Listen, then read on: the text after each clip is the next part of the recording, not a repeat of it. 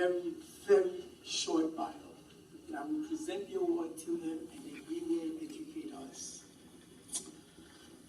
Dr. Leonard Jefferies is a Pan-Africanist, historian, educator, master teacher, administrator, and the most important part, he is the husband of Dr. Rosalind Jefferies.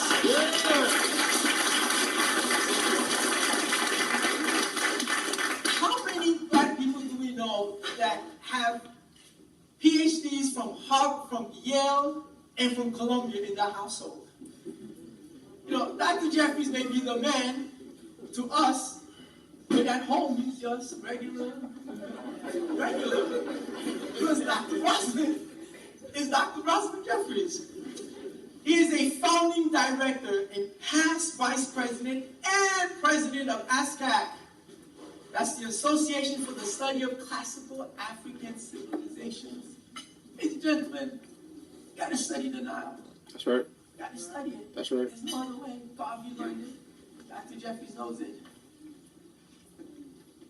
Currently, he is president of WADU. That's the World African Diaspora Union. In other words, that's UNIA. We're all doing the same thing. We all stand for the same.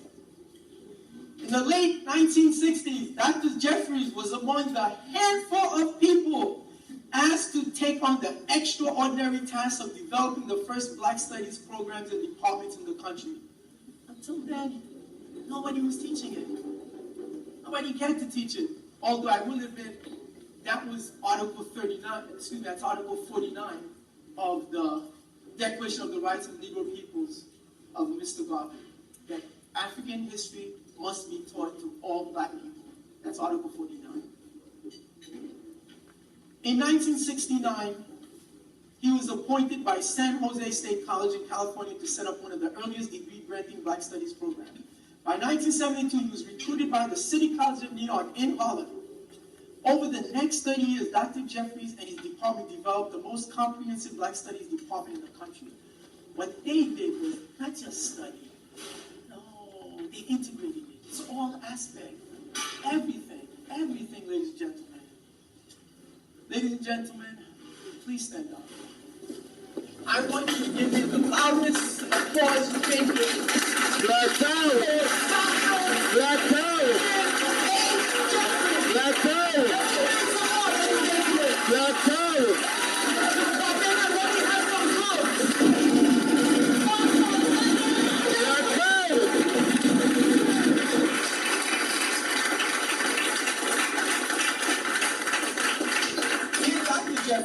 ACL Division 432, Marcus Garvey, Carlos Brooks, Queens, New York, and Harlem, New York Division presents the African Lifetime Award to Dr. Leonard Jefferies, husband of Dr. Rosalind Jefferies, for his commitment to the ideals of the UNIA ACL on the occasion of the July 18, 2015 GALA, One God, One Name, One Destiny. And Dr. Jefferies, can you say a couple words in French? These non-French people don't know that you studied in Switzerland, que tu parles français très bien. Dis-moi s'il te plaît. Assez bien. Ok, d'accord. Mes frères et la famille, je suis très content de venir en ce moment pour la célébration de Marcus Garvey et le mouvement. Bravo, bravo, bravo! And before I let Dr. Jefferies educate us, Thomas Sankara came to the campus of City College in 1984. There was no French translator. Guess who translated? Because Thomas Sankara only speaks French. Guess who translated for President Thomas Sankara? Dr. Jefferies. Dr. Jefferies, it is my pleasure.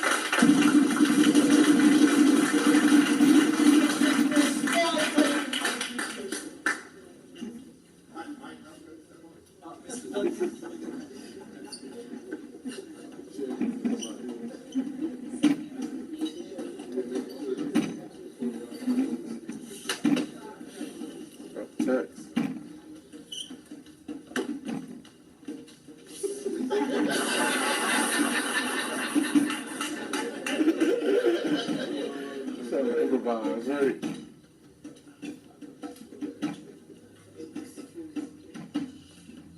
A great pleasure to join the family in serious business, and obviously tonight has been a very serious activity in the African family.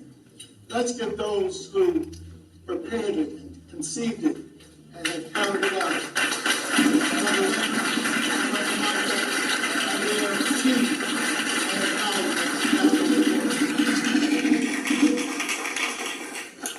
I've been to the Johnson Center over the years, over the last 40 years, I guess, many times. And I didn't know what to expect, but this certainly has been much more than I had expected. In fact, it's too much. It's too much. So I don't think the price that you paid for the ticket is adequate. So any other donations that you may have, please come to the UNIA, because it is about the economic foundation that we have to put in place. But this has been a part of our work because Regent Adelaide Sanford and our sister Betty Dodson, Queen Mother Betty Dodson, used to be a part of this church and community. Down the street, not too far away, is where my father lived for over 40 years. So this has been a part of my family. But I don't define my family in the narrow. I define my family writ large. So we're talking about the African family, wherever we are. And so to bring the African spirit to the Ross Johnson Center, congratulations, but félicitations, ça fait très bien fait. Je suis très content. And my brother, who had nerve enough to yell, "Eureka!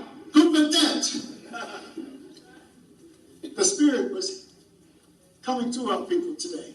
And our sister, who had nerve enough to take a violin and try to imitate Mr. Farrakhan. Hey! She was fantastic. So it has been a great program. But I have a difficult situation. You can't entertain black folk.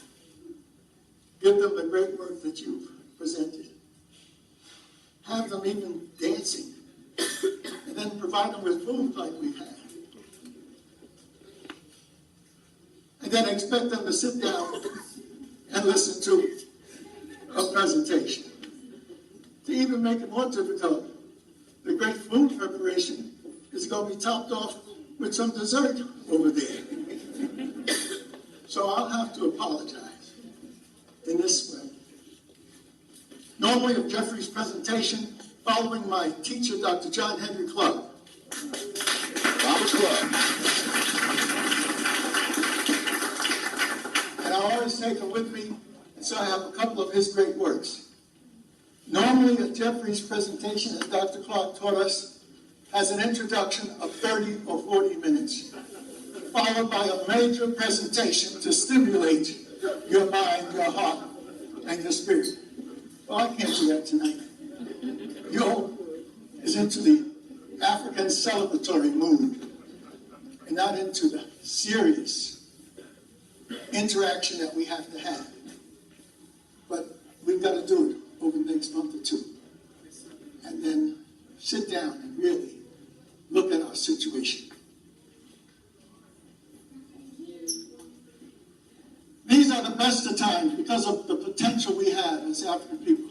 These are the worst of times because of the conditions we face. And we've got to sit down seriously and decide what we have to do about our circumstances. A model was established which we can replicate, expand on, and that's the UNIA. So the brothers are doing it.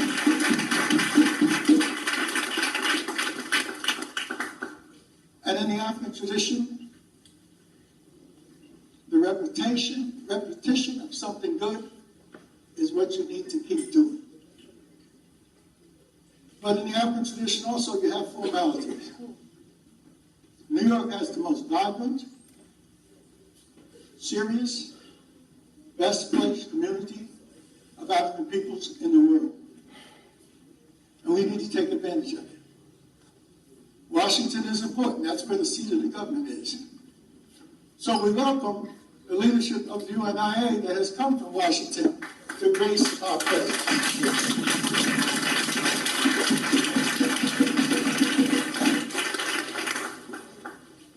And every little island in the world, the African world, is here in New York. And they have a difficulty with each other. I went down to St. Croix for a meeting to celebrate the Martha. They took the Martha out of Brooklyn and took it down to St. Croix. And then the serious brother came up to me and said, Dr. Jefferies, I've got to talk to you. I thought it was something major. He was planning maybe a coup d'etat. We're going to establish an African something somewhere. And when he got my attention, he said, I have a problem because I'm from Nevis. And I said, brother, what's the problem? The problem is those people from St. Croix. I said, what? He said, I'm from Nevis and I can't deal with those brothers and sisters from St. Croix. Now look, here's a two-island community, Nevis and St. Croix. You can fit the adult male population in the upper deck of Shea Stadium. And we got a problem. The problem is an artificial one. The problem is a problem made and fostered by our enemy. The problem also is encouraged by our internal weakness and lack of understanding. One of my great scholars, Dr. Wade Noble, says, African people everywhere suffer greatly from a shattered consciousness and a fractured identity. Let me repeat it. We're all suffering from a shattered consciousness and a fractured identity. And it's not by happenstance. It's part of the plan. So our responsibility, our mission, our goal, our objective is to straighten out that consciousness that's shattered and get that identity straightened. We're African peoples. Well, I'm from Jamaica. I used to have to deal with my students in a rough way because they all have this misidentity. Students said, I'm from Jamaica. And I thought they were going to puff up their chest and hold up their head. No, because they weren't talking about Jamaica from the islands. They're talking about Jamaica here in Queens.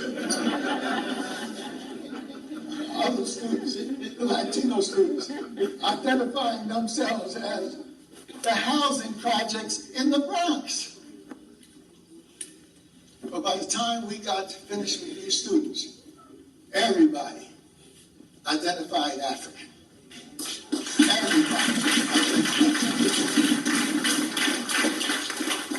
So that is the key. Appreciating, understanding, and magnifying your Africanness. And it's hard because most of us have been trained to be achieving Negroes. And that's our goal and objective, to find the comfort zone in the system of white supremacy. That's right. You got several outstanding ones. And they're very vocal. Well, sometimes they are. This one is not very vocal, but he's very powerful. I'm talking about Samuel Thomas on the Supreme Court of these United States. Purposely chosen to be there, the black progress. And he loves it. White, wife, and all. Icing on the cake. Literally. But I'm not here to entertain. I'm here to wake you up. That's right. And we had a great awakening in the period that brought us Marcus Messiah Garvey.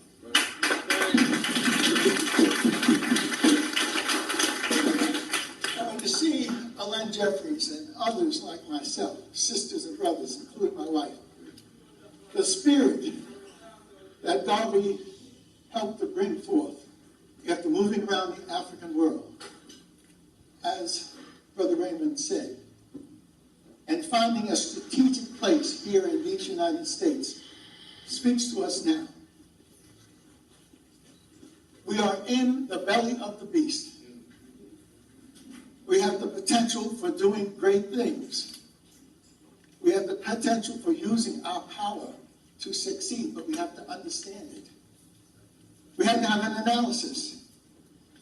We can't just have the parading and the ceremonies. We had to have a systems analysis. That's right.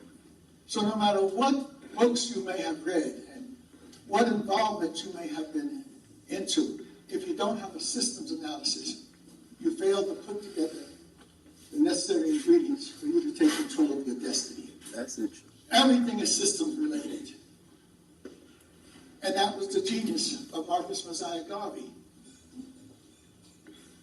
At an early time in the struggles, he understood that because he traveled and he saw the world. And that's been the great thing of my education. It wasn't just in a home in North New Jersey that was founded on the principles of African awakening. My mother and her father, my grandfather, were Booker T. Washingtonites. Put your bucket down where you are. They were farmers coming up from Virginia. So, They were W.E.B. Du Boisites because they knew you had to have a talented tent to lead your people. But what topped off the Booker T. Washingtonitism and the W.E.B. Du Boisitism was the global vision of African peoples of Marcus Messiah Garvey. They were Garveyites. Garveyites. So my pablum as a youngster, and my brother's pablum as a youngster, and of those 100 kids that I grew up with, our pablum was Booker T, W.E.B., and Marcus Garvey. It wasn't Dick, Jane, and Spot, Little Red Riding Hood and the Seven Drawers, Snow White, Jack and the Beanstalk. The first book I had was Booker T. Washington, Up from Slavery. Up from Slavery. As a child, I couldn't read it, but I knew it was mine. And then we're blessed to have our sister, Dr. T, Tyrone Wright, expand the knowledge of our understanding of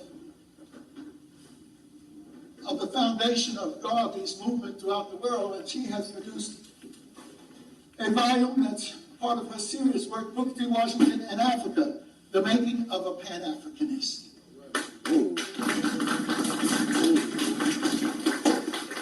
So when we look at our history, we need to be able to see it and analyze it in its fullness, and that requires you to be serious about the studies. Well, Booker T. Washington was the Tom. Did you ever read Uncle Tom's Cabin? Are you making an analysis and comparing him to Uncle Tom's Cabin? You heard me reference Sambo. Sambo was the villain when it comes to the black trader. Tom was trying to survive so we'd have another day to be able to struggle. So we need a deeper understanding. We need to see Marcus Messiah Garvey as an explosion of the African mind at the time that we needed in the 20s, when white folks had declared that we have won. We control the world. In 1884-85, they sat down at Berlin. The Germans called them together so they could divide up Africa. Berlin Conference. At the Berlin Conference. And then within the next 10 years, they implemented the division by sending in troops to take control of Africa. So Kumasi in Ghana fell. Benin in Nigeria fell. They sent their troops in to take African land. So by 1900, Africa was dominated by the Europeans. They had the Gatling gun, which was the granddaddy of the machine gun, to give them technological superiority. Systems analysis. So we have to begin to appreciate and understand the use of technology as an oppressive tool in the hands of the worst minds that can handle technology. And you saw that with that beetle-looking young man who went in with the devil's spirit and blew our people away, including the women, the mothers of the human family. So this is what we're dealing with. And you're not talking about, if you analyze it, one individual. He's the product of a system. That's right. A product of an education, a product of a culture, a product of the private conversations, a product of how they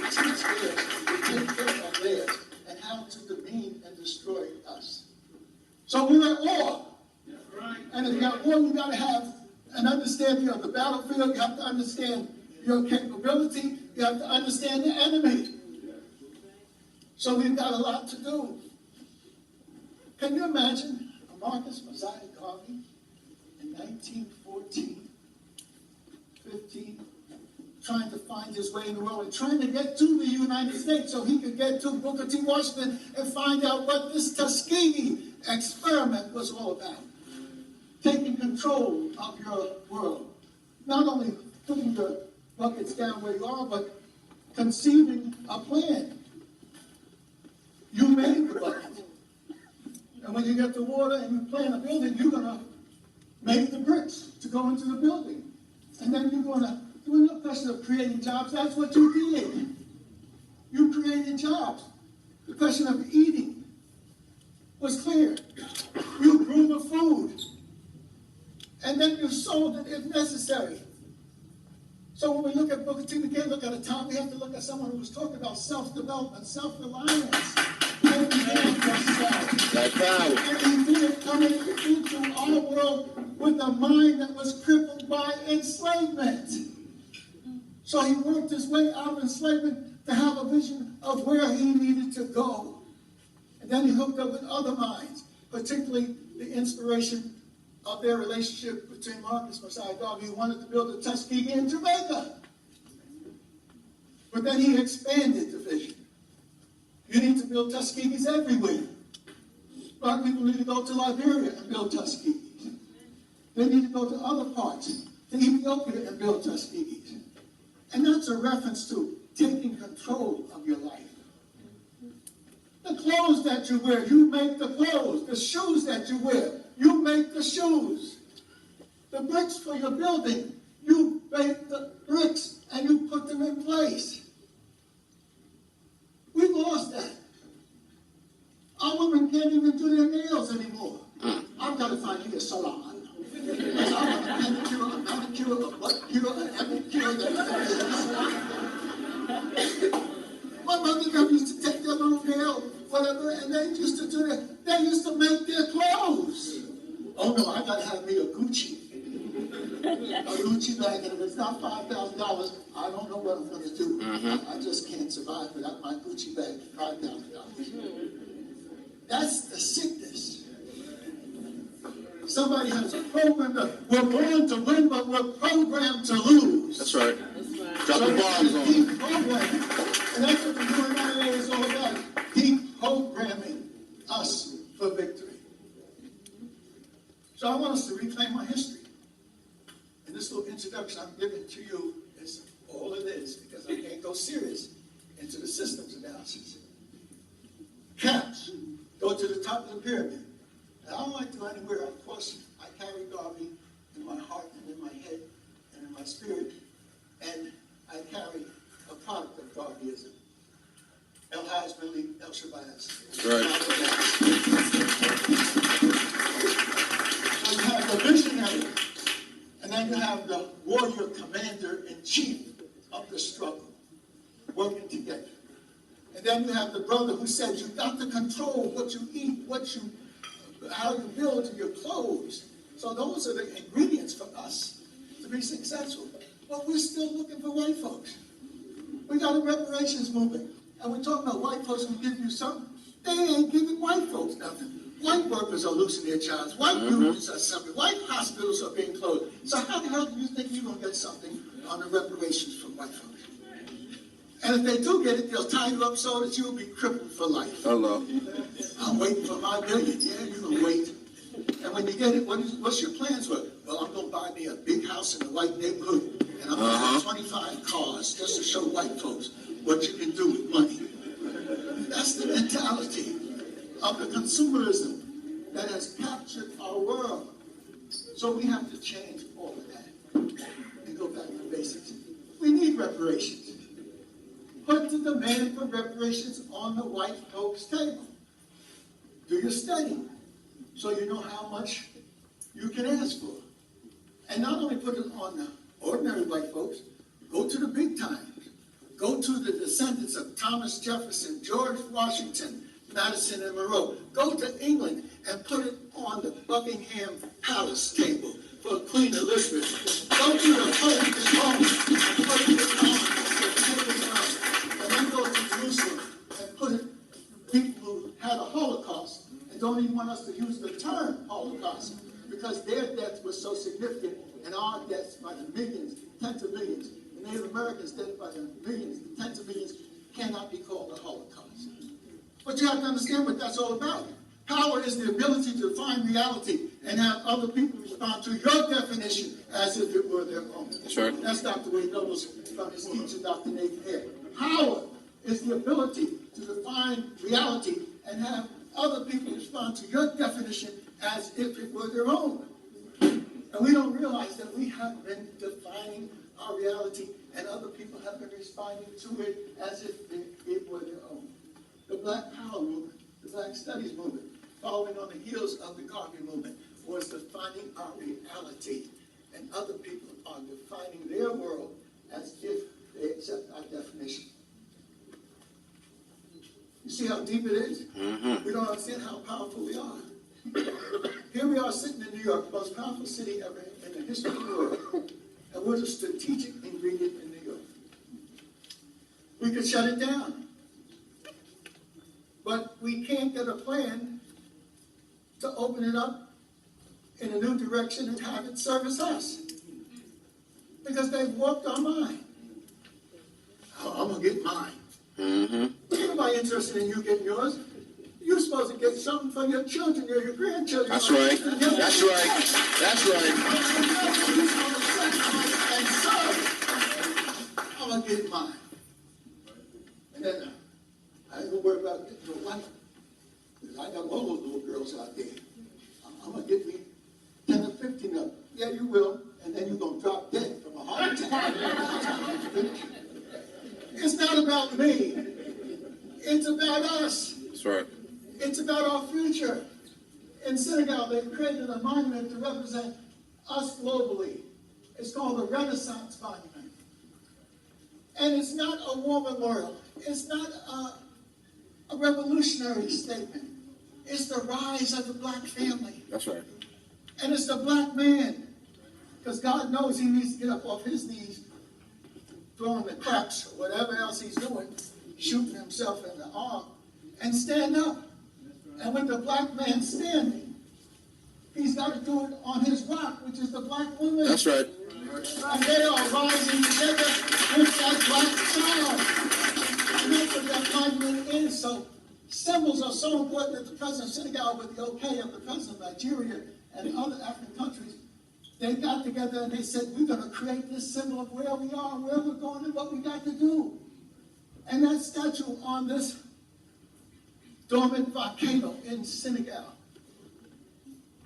is taller than the Statue of Liberty by design. Good.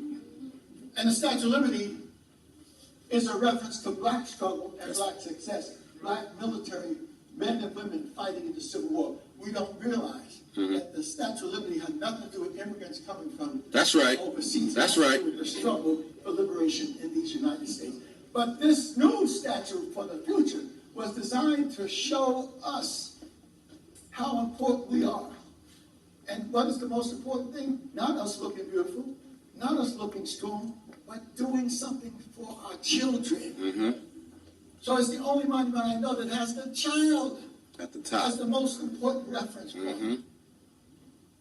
It's taller than Jesus the Redeemer overlooking Rio in that powerful city called Rio de Janeiro.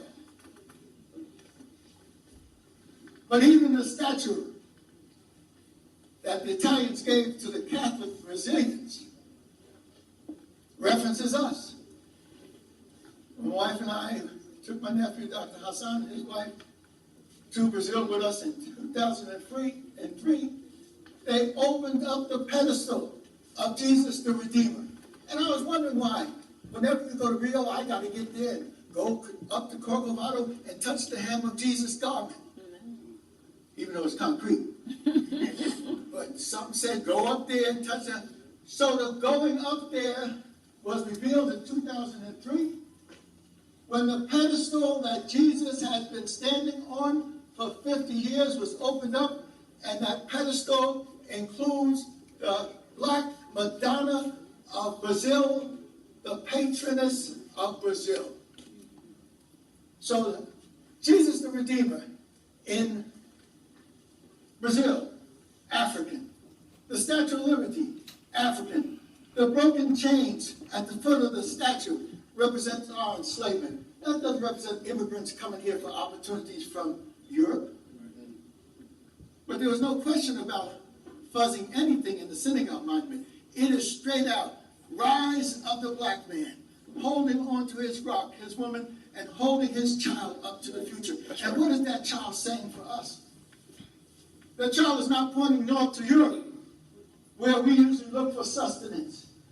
The child is not even pointing east to the new boys on the block, coming from Japan and Korea and China and India. The child is not even pointing southeast to Mecca.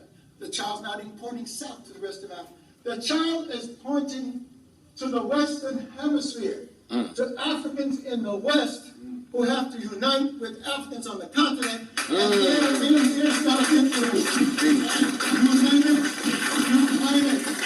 The richest continent in the world, in the hands of the most strategically located black folk in the Western Hemisphere, the best trained, the most creative, the ones who really need to have their minds changed for the power to be realized. And that's why we're saying revise Garvey in whatever dimension we can. Revise our association. We're going to revise the association that we formed in 1968-69 to take on the Black Studies movement, African Heritage Studies Association. So I'm going to invite you to an activity like this at the end of October coming up, where we'll be honoring Dr. John Henry Clark. This is his 100th year. That's what Martin 100th year founding of the association last year. And that organization, I was the founding director, a vice president, and president. And so we have to understand that we need leadership training. And it starts in your homes. That's right. And most of you ain't prepared to train nothing in your homes. Because when I go to your homes, you got a beautiful couch, 3 or 4. What are those widescreen TV? In fact, you can't even go in the bathroom and take the quiet poop because you got a TV in there. I don't want to look in your closet because you got shoes galore. I'm looking for the bookcases. Message. I'm looking for what you're teaching your children. And so our homes have to be the first learning centers. We can't wait for the public school system. We can't wait for the high school system. You can't wait for the university. The home. Message. And the first teacher is not that strong man who's bringing in his dough to keep the house up. The woman is the teacher, the first teacher. We have to empower the women to teach love and respect for self, love and respect for the Creator, love and respect for your history. And we've been doing it, but we've been fractured in how we implement it. It's done. It's in these great books. Dr. John Henry Clark, no PhD from Columbia or Yale. Son of a sharecropper coming up from Alabama, Georgia. But in his home, he was given love and respect.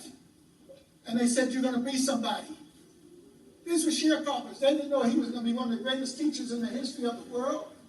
A master teacher par excellence, without a PhD, without a master's. Brilliant African.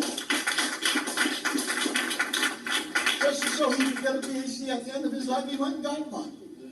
But he was teaching us PhDs. And here's one of his master works, African World Revolution. Africans at the crossroads. We're at a crossroads now.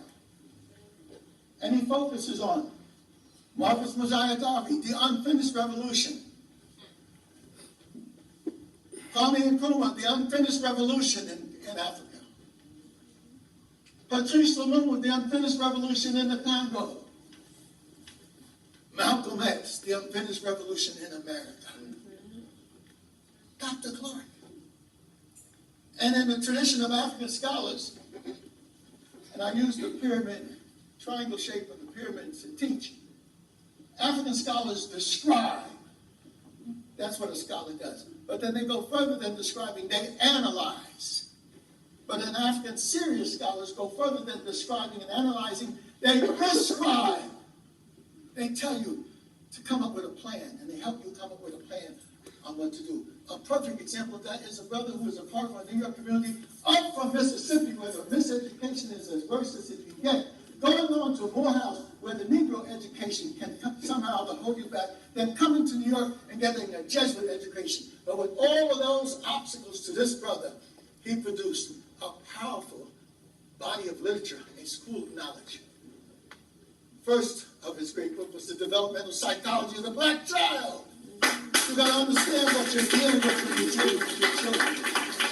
And then he wrote another book, Awakening the Genius of Black Children.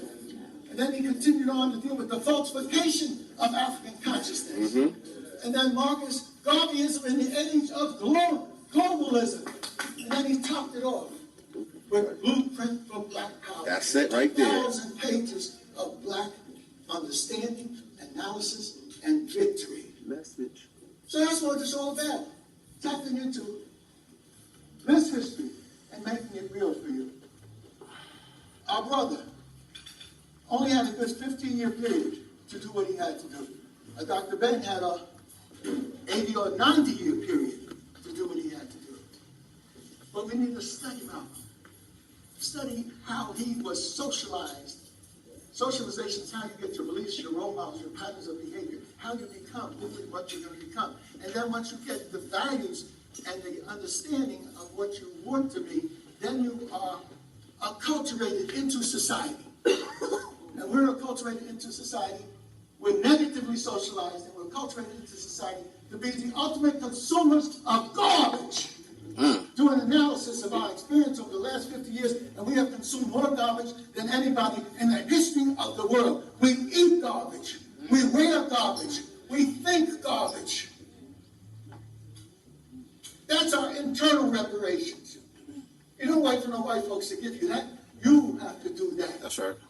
And in that internal reparations, you have to control your world in such a way that you put in place the 3 ingredients of a system. And I'm going to try to finish up with this. The system has 3 components. Economics is the first principle of the universe. It's your creative, productive capability. And black people are very creative and productive. That's why we need to see the whole history of the human family. We didn't wait for white folks to come from the clouds to teach us to be creative and productive. That's a part of our DNA. But in order for your creative and productive capability to work for you, you have to have a management capability. Administrative capability, that's politics. Politics is not what politicians do. Politics is what you do to manage your life. And the most important thing you have to manage is your economics. So economics and politics is the foundation of doing anything. But if you do not have the 3rd ingredients, your economics and your politics can't serve you. And the 3rd ingredient is culture. Culture tells you what type of economics to develop and who to do your politics with. Culture tells the Japanese to walk past the Chinese to find another Japanese to do. Culture tells the Koreans that you don't go into a Korean store and line up outside taking something out, like Negroes do. Because you don't know what the hell you're taking out. If you go to one of these takeouts and you see no China people in there or no Koreans in there, you'll be a fool to put your butt in there. Culture tells us that we're a family, that we are the family that created human life. Culture tells you that you not only created human life, you advanced in high culture, so you understood the cosmos and the universe and the science of the universe, and you began to develop a culture by that. That's what our contribution is. What have black folks contributed to development? They haven't contributed anything. That's what white folks teach us. That's what they were teaching at Columbia University up until recently, the University of the West Indies, and Harvard, and London, and the rest. This explosion of knowledge that we've been a part of over the last 50 years has established that black people are the foundation of the human family, and they contributed civilization itself, which includes mathematics, science, philosophy, literature, that's the foundation that we develop an Africanized socialization and Africanized acculturation. So we got our role. So I'm just saying, the mission is clear, the vision is clear. Again, Dr. John Clark. Thick book. Marcus Garvey and the Vision of Africa. Edited with an introduction and commentaries by Dr. John Henry Clark, with the assistance of Amy Jacques Garvey, with a new introduction by Runoko Rashid. You need to forget about the looks and tell your young people to get into the books. That's right. Stop worrying about the behind and get into your African mind. Mm-hmm. Who has programmed black men to bring a present culture, subculture, and put it in the middle of our developmental culture, with the design being for young men to leave their house after planning their headgear, their footwear, their outerwear, and to match their drawers up. Mm-hmm. What kind of mindset is that? Is that a mindset prepared to take a job, to take a career, to build a family, to build an institution, No, sir. to sustain the proper leadership? We need to get control of our families and our culture. So, brothers and sisters, I want to leave you with this. Marcus had it easy. He had said, where is your leadership? Where is your presidents?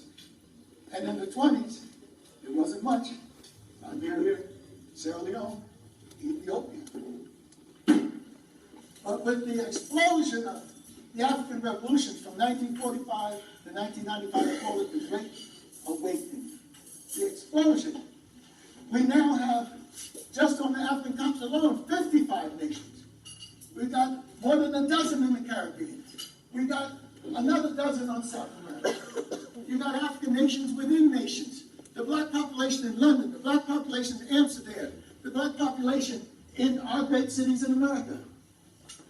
We now have the capability of building a political structure to service our people, but we don't have the mindset. We're still polluted in the mind. Up from Jamaica comes Bob Marley, and he's talking about mental slavery. And it's not just a song that you shake your behind to, it's a reality. That's right. This brother understood it. That's why he made his breaks and he renewed himself. And then he went to the world scale and said, you are organizing the 40 or so African nations. Our African communities, African American communities, African Caribbean communities need to organize. And he formed the OAAU to complement the OAU, the Organization of African Unity. We now have to say to ourselves, it's not what Marcus Garvey raised, where is our leadership? We've got too much of it. We've got too many nations. We've got many states that don't deserve to be states. We have the creation of leadership that's not really created in our needs. It's created in the needs of the French, created in the needs of the English, created in the needs of the Arabs. And so we have to look at the enormity of the explosion of information and begin to put a Marcus Garvey analysis to it. The brother says, I will leave you with this one important image. Celebrating Nelson Mandela's 25th anniversary visit to New York. And they have a play in Harlem for Nelson Mandela. But here's the challenge. If you think it's difficult to organize Jamaica or Trinidad or Guyana, think of the difficulties to organize the Republic of South Africa. To make that an African nation, when at the heart of it is rich white folks who control the economics, who run the politics with a secret society called the Broederbond for the Dutch descendant people. The English have their own secret societies. We have them, but they're not functioning. South Africa, where you have the ethnic groups so strong in their own traditions that it would be easy for white folks Nelson Mandela understood this. I couldn't understand why he was not strong for Steve Biko and the revolution that the students who gave their life in '76 had established. The blood of the Lamb had created the revolutionary movement in South Africa, not Nelson breaking rocks. Right. And I couldn't understand why he didn't ever support Steve Biko and the PAC like he should have. One thing he understood was the economics, the politics, and the culture of South Africa, and that the ethnic groups would have been poised against each other by Europeans, with one arming the Zulu, another arming the Ndebele, Xhosa, etc. We would have the biggest blood war in South Africa because we don't have the structures and whatnot that we need. No, I don't need 5 minutes. I'm trying to finish.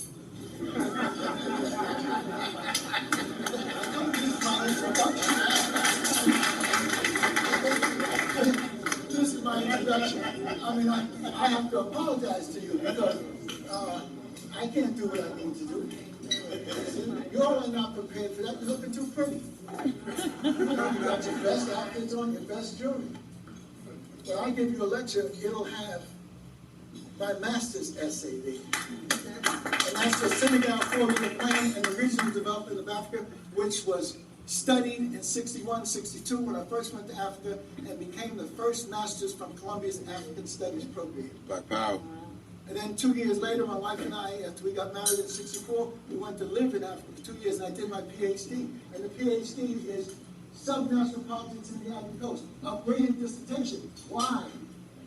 Because white folks saw how it could be used to explain colonial development. But I never published it because the key to my dissertation is a secret society that was formed by the Africans to produce the revolution in the Ivory Coast, the economic miracle. If you don't have your society of secrets that produces your leadership and makes them accountable, you ain't going nowhere. That's because you're up facts. against various institutions and other cultures that have that society of secrets. So when I come back, we'll get down in the nitty gritty. Not just do step.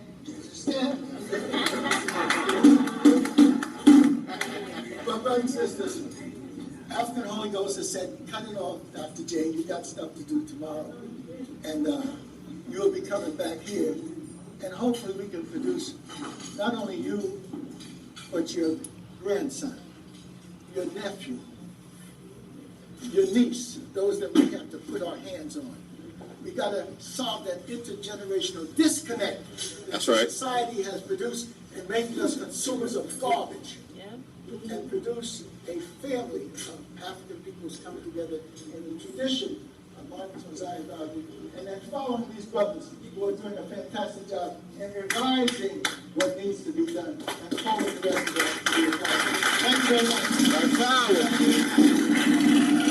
Black power.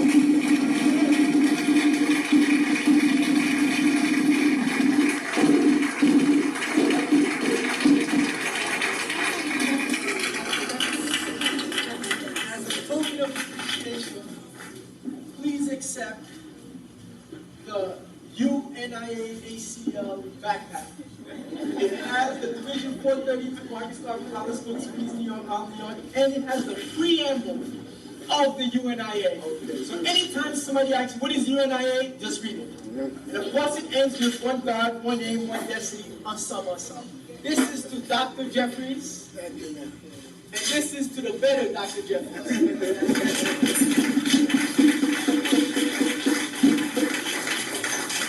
Hold on, Mr. Tucker, can you please come up?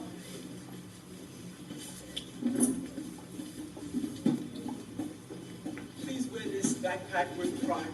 It's the preamble of the UNIACL. In it, it has our journal. It's a 44-page simplified history of what we do. Please stand up. Mr. Emperor Desalegn, Daouda, can you please come up and accept this small token of appreciation from the UNIA ACL? It has its backpack and the journal. Please accept this. Folks, we wanted to do one of the things that a short more time. Just be patient with us. Welcome. within our midst, ladies and gentlemen, before you hear Mr. Duncan, you need to hear from his boss. See, my boss is Duncan. Duncan has a boss too. His boss is the President-General of the UNIA ACL. This is the 9th successor to his Right Excellency Marcus Mosiah Garvey. But before he speaks, President-General, can you please accept this backpack, which has the preamble that you believe in, that you repeat every night before you go to sleep. It says one God, one aim, one destiny, and it has in French that Dr. Jefferies wants to repeat ensemble, ensemble, together, together. Please accept this.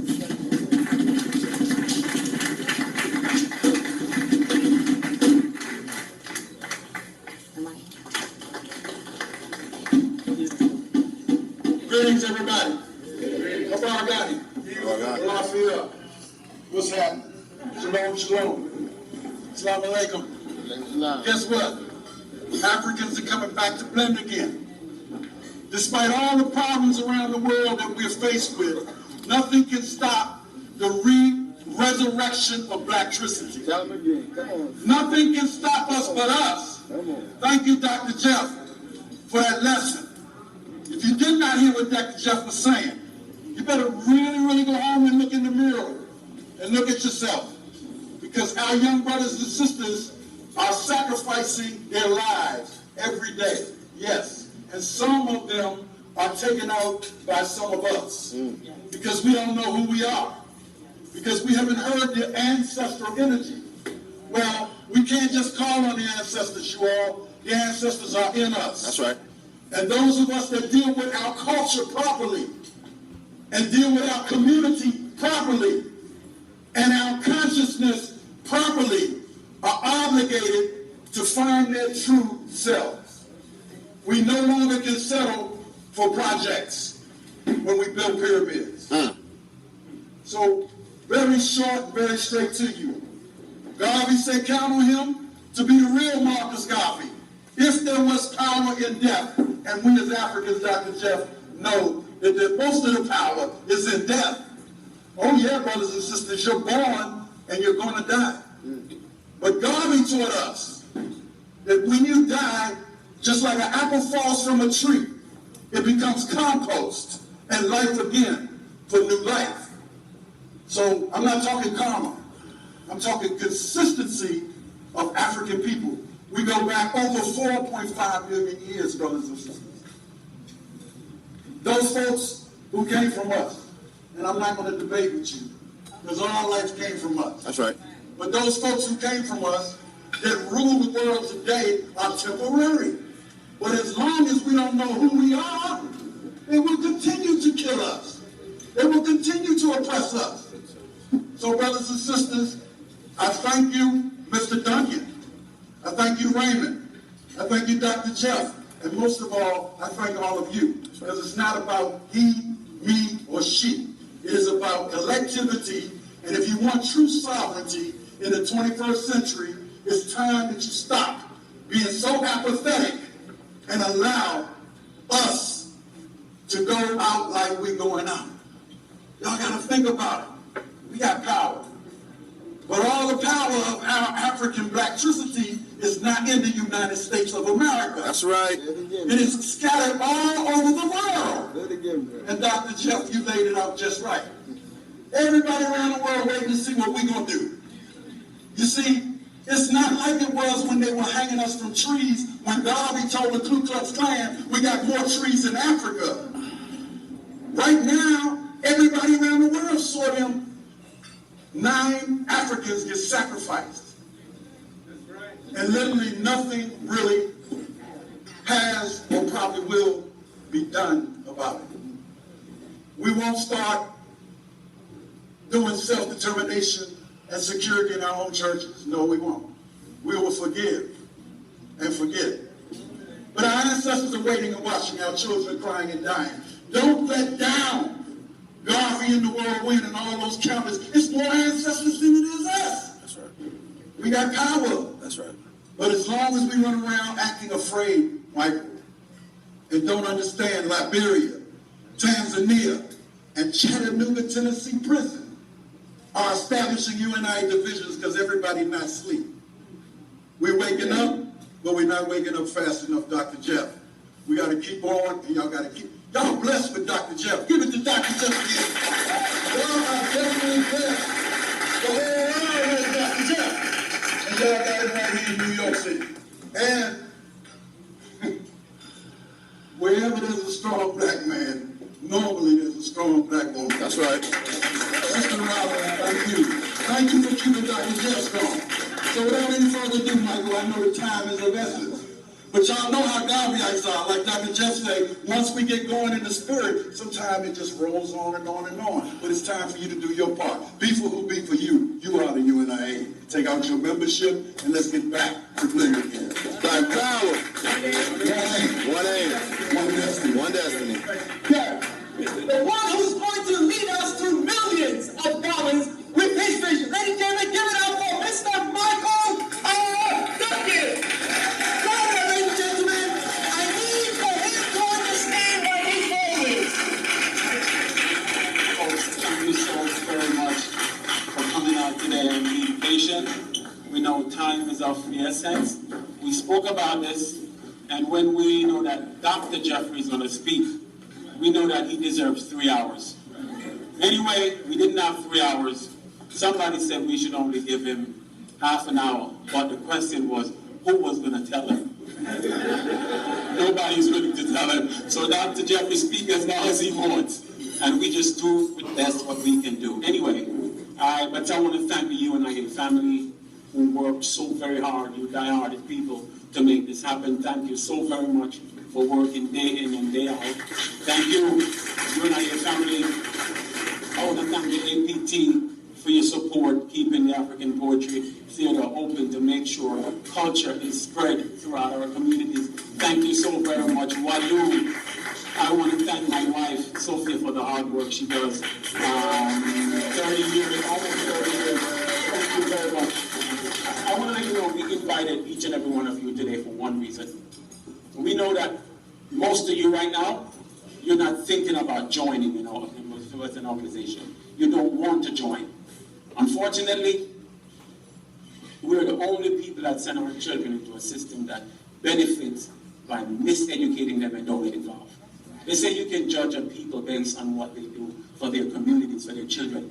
We don't do much for our children, especially what we're seeing happening with our young men today. We stand back, we don't get organized, we don't join organizations, and we expect for people to be fair to us. These things happening to young black men all over the country, and we sit by and don't get organized. How many of you belong to an organization? Okay, you see just a few. You need to get involved in your community and be seriously involved. That's what we want you here for. We're hoping that each and every one of you will sign up, be a part of this. But you know what you're waiting for? You see, you don't want to come in at the ground level and work. Each and every one of you want to wait until we are big and strong. Because you see, for 400 years, we have been trained to follow. So most of us are just following. We need to step to the forefront and lead. And when I say lead, we need leadership that is honest. But most importantly, we need leadership from the ranks of you and I. Black people, we only follow one God, one aim, one destiny. You know what happened? A friend of mine ran a Korean store in Brooklyn, and downstairs from him, he ran a Marcus Garvey Center. Downstairs was a Korean store. And the Korean gentleman said to him, I own 7 of these stores. My friend said to him, how did you get the money? He said, I get it from the Korean Association. Any amount of money I need, I go to the association, they give me what I need. But I make sure I pay them back so the other Korean Association can get a loan. My friend then said to him, do you think since we're friends you can introduce me to the Korean Association for me to get a loan?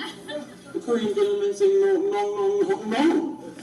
Korean Association for Korean people. You must go to the Black Association. My friends, where is the Black Association? UNIA. Right here. This is the Black Association, right here. Again, we realize that you're not going to follow until we see great leadership. That's the reason why we're here. I'm going to tell you, just take the restaurant industry. I'm in the restaurant business. Most of the restaurants that are doing good, they spend roughly $15,000 a week. I identified roughly 100 of these restaurants in New York City only. 100 times $15,000 a week equal $80 million we're spending with some distributor who don't care about us. Brother Owen is here. Why don't all the restaurants buy from him? He sells everything we need. As a matter of fact, he has a supermarket. Why don't you drive to Brooklyn and buy from him? So he can then turn around and give the association a certain percentage, no matter how small it is. We have Brother Owen over here. Good business, supplying the restaurants, but the industry. We have Brother George Campbell over here. He's bringing Atkins and Callaloo all over from Jamaica, distributed. Why don't we buy from these people? We have Brother Bruce over here. He's another member. He doesn't know it yet, but in a few years he's going to be a millionaire based on what we're going to do with this restaurant association. Because it's providing the restaurants with a service. And we're going to make sure that we only buy from us. But the market over here again, we make our own toilet paper. He supplies us with those toilet paper. He supplies us with these paper goods. With these gentlemen and others, we can create the best restaurant association in this country, in the world, for us. But the good thing about it, each and every one of you can invest and be a part of it. I know most of you will say in the beginning, I'm not trusting in the country with my money. But 5 years down the road from now, when the money starts rolling in, you're going to say, I should have. The key thing is, we're asking you to come and make this association better, bigger, and stronger. I have a whole lot of things to say, but time is of the essence. It's 12:53 and we must be out of here by 1. So I'll cut what I'm going to say short. I mean, we really don't have to go home. We just have to leave here. So I'm saying to you, seriously get involved. Those people who have committed their lives to the UNIA and making it work, thank you. But each and every one of you, we're asking for you to come and join us, be a part of us, commit to something that's going to make your life, your community, everything better.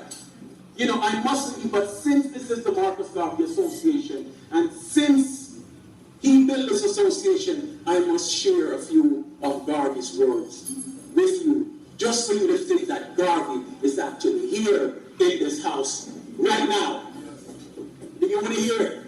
Yes. Yes. And then we're going to hear from Brother Charles. Get those brothers ready. Folks, Garvey said, after Garvey was incarcerated, Garvey believed that these people were going to kill him in prison. Therefore, he wrote a letter to all his supporters. He said, after my enemies are satisfied, black people I shall come back to serve. He said, in life I shall be the same.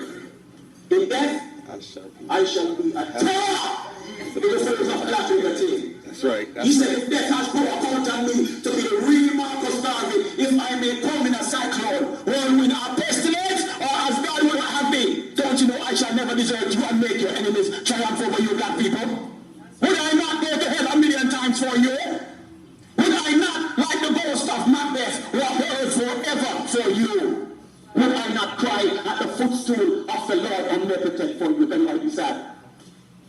Cheer up and be assured that if it takes 1,000,000 years, the sins of our enemies shall visit the millionth generation of those who hinder and oppress us. If I die in Atlanta, my work shall only be in. For I shall live in the spiritual to see the days of Africa's glory. When I am there, what me the mantle of the red, black, and green. For with God's grace and blessing, I shall rise again. I shall bring with me countless millions who have died in the Caribbean, North America, and Africa, to lead us in the fight for freedom, liberty, and life. Black people, one God, one name, one destiny. Love you. All right, family, so there it is. RNMOBG TV. You already know, like I said, we keep it G. That was a presentation. That was an event for the night. UNIA ACL 432, red, black, and green gala, man. This is what we do. We work hard, and at the end of the day, we celebrate our achievements amongst ourselves, and we go back out here in the work, and we put the work to work. You understand? It's all about groundwork, family. So again, this is your brother in Google. Now you see RANM. Thank you for watching RANM RBG TV, family. You know we keeps it G. Uncle Johnson, Apple 2, Apple 1, Black Power. Always remember, family, that black love is a cure for the black nation, so let's get it. Stay tuned to the next episode. You already know. Again, this is RNM RBG TV. Black Power.